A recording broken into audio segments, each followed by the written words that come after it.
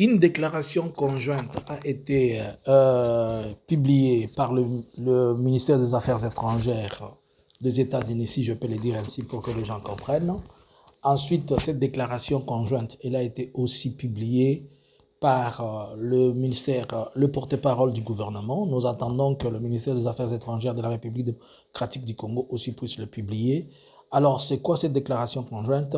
C'est une déclaration conjointe entre la RDC et le Rwanda sous la médiation des États-Unis qui a été publiée par le secrétariat d'État des États-Unis le 18 juin 2025. Bonjour, bonsoir. Nous vous saluons de partout où vous êtes en train de nous suivre. Nous voulons ainsi connaître quelques points essentiels de cette déclaration conjointe qui a été faite. Et par la même occasion, nous aimerions un peu analyser et comprendre ce qui a été dit. Aujourd'hui, nous sommes le 19 juin 2025. Notre analyse va se porter sur la déclaration conjointe entre le Rwanda entre la RDC et le Rwanda sous la médiation des États-Unis et du Qatar. Nous vous disons merci à vous tous qui ne cessez de vous abonner, à vous tous qui êtes connectés à Analysons Congo et Eke News.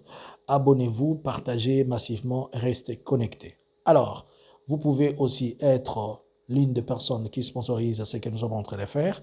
Si vous le voulez bien, vous n'avez qu'à prendre contact avec nous. C'est grâce à vous que nous allons avoir bientôt 50K sur YouTube et nous allons aller sur 60K sur TikTok.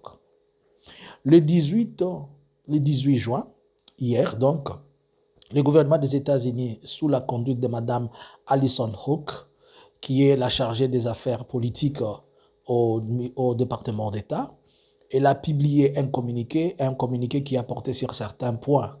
Ce communiqué qui est le travail acharné de 3 jours entre deux délégations, à savoir la délégation de la République démocratique du Congo, ainsi que la délégation de la République démocratique du Congo conduite par Anthony Kinzo et la délégation du Rwanda. Il faut noter que la délégation de la République démocratique du Congo, elle avait 22 personnes et la délégation rwandaise, ils ont travaillé durant 3 jours. Et sur les 3 jours, un communiqué conjoint a été publié et ce communiqué prévoit à ce que le 27 de ce mois, le ministre des Affaires étrangères, à savoir Olivier Nduhire et Mme Thérèse Kaikwamba, sous la médiation de Marc Rubio, qui est le secrétaire d'État américain, l'équivalence du ministre des Affaires étrangères, ils vont se retrouver aux États-Unis pour signer cet accord. Ça va être le mois prochain, plutôt la semaine prochaine. Et partant de ça, cet accord, c'est l'accord qui est basé sur ce qui avait été appuyé le 25 avril 2025, qui était l'accord de principe. Alors cet accord qu'ils ont signé porte sur 3 points essentiels qui sont le point économique, qui sont le politique, économique et sécuritaire. Il est prévu aussi dans les prochains jours, dont la date n'est pas encore déterminée, que le président de la République démocratique du Congo et celui du Rwanda se rencontrent aux États-Unis pour faire avancer ces programmes et ces processus. Allons-nous dire que nous allons maintenant vers la signature d'un accord économique et sécurité économique? Ici, on est en train de parler plutôt d'un accord de paix. On n'est pas en train de parler de l'accord minéré contre sécurité. Alors, cet accord de paix, si vous regardez ce qui renferme cet accord de paix, c'est presque, comme je vous l'avais dit et je fais dans les analyses précédentes, que c'était du copier-coller de Luanda. Alors, plusieurs points ont été dits et j'ai pris quelques points. Peut-être il a fallu qu'on lise ensemble aussi les communiqués, mais c'est pas grave, je vais prendre quelques points qui ont été retenus. Sur les quelques points, le premier point parle de l'intégrité, du respect de l'intégrité territoriale et l'arrêt des hostilités. C'est-à-dire, dans cet accord qu'ils ont signé entre la RDC, qui ont été paraphés par les spécialistes, le spécialiste, c'est-à-dire les équipes qui ont y à travailler, le premier point, c'était le respect de l'intégrité territoriale et le stop des hostilités. Cela veut dire que chaque partie doit respecter l'intégrité territoriale de son voisin et les hostilités entre les 2 pays doivent arrêter.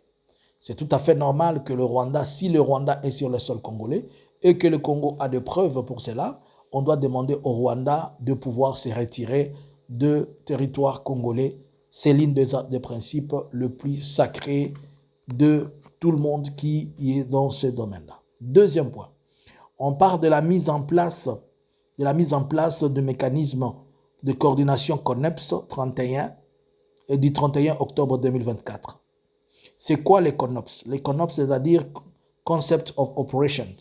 Les Concept of Operations, c'est un concept dont je vais venir vous donner les détails, mais pas seulement pour le moment, qui relie et qui regroupe tous les éléments liés aux opérations et aux questions des opérations militaires conjointes entre les deux armées. Le troisième point, c'est le retour des réfugiés et des personnes déplacées internes.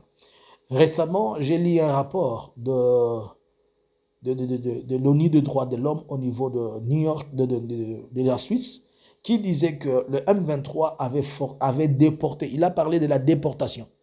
Il a déporté 1500 civils. La déportation, c'est quand on force des gens, c'est quand on prend par force des personnes à retourner là où ils ne sont pas censés être, partir ou bien ne pas rentrer dans leur pays.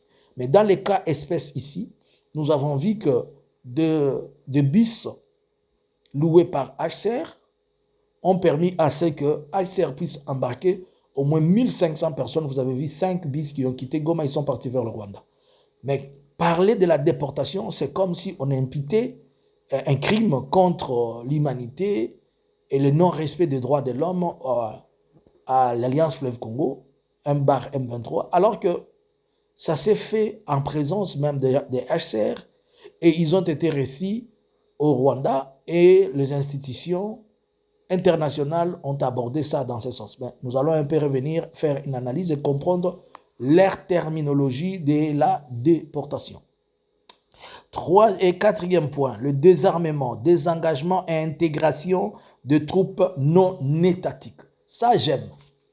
Ça, j'aime. Ils disent désarmement, désengagement et intégration de troupes non étatiques.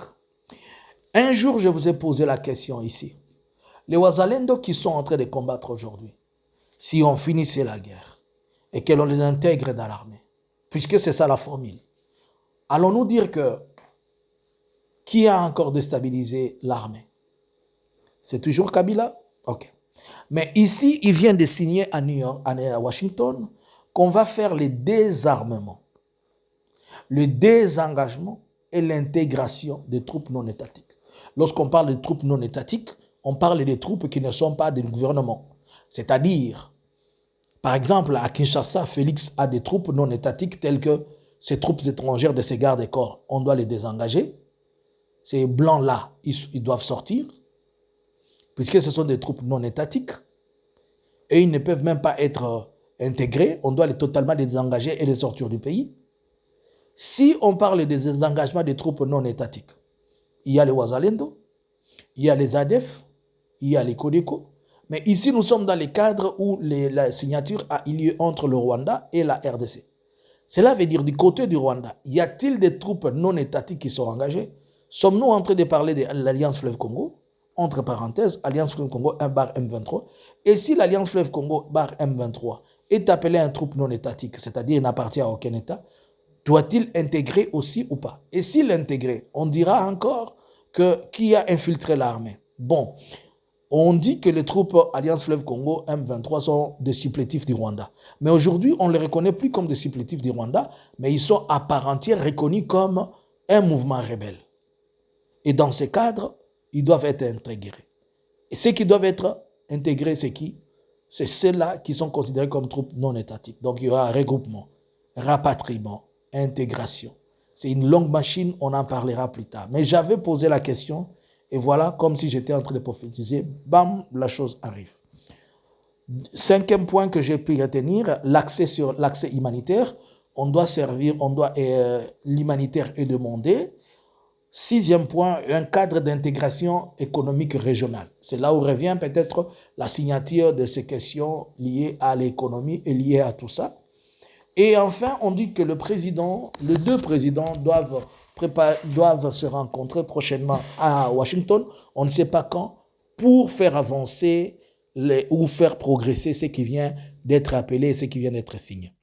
C'est ce que les autres disaient, que si on signe ces documents, la guerre finie. Maintenant, on va se poser la question. Ça, c'est une signature qui va être signée le 27. Est-ce que le 27, si on signe la guerre finie? Je vous pose la question.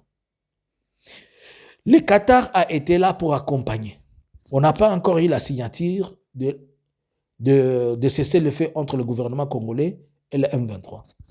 Il est possible, comme on vient d'obtenir cette signature, peut-être beaucoup de pressions de la communauté internationale vont être faites. Ainsi donc, l'Alliance Fleuve Congo et le gouvernement peuvent aussi arriver à parapher et à donner une signature. Wait and see l'applicabilité, mais il y a encore beaucoup de questions à se poser, il y a encore beaucoup de couacs, il y a encore trop de choses à débattre. Allons-nous vers l'intégration des troupes de l'Alliance Fleuve Congo dans la FARDC? Allons-nous vers Makenga être chef d'état-major ou bien commandant région ou je ne sais quoi? Allons-nous vers Corneille Nangaa devenir, je ne sais pas, Premier ministre, devenir je ne sais quoi? À vous les claviers. Bonjour, bonsoir. On va continuer avec les analyses par rapport aux éléments qui sont là-dedans. Bonjour, bonsoir.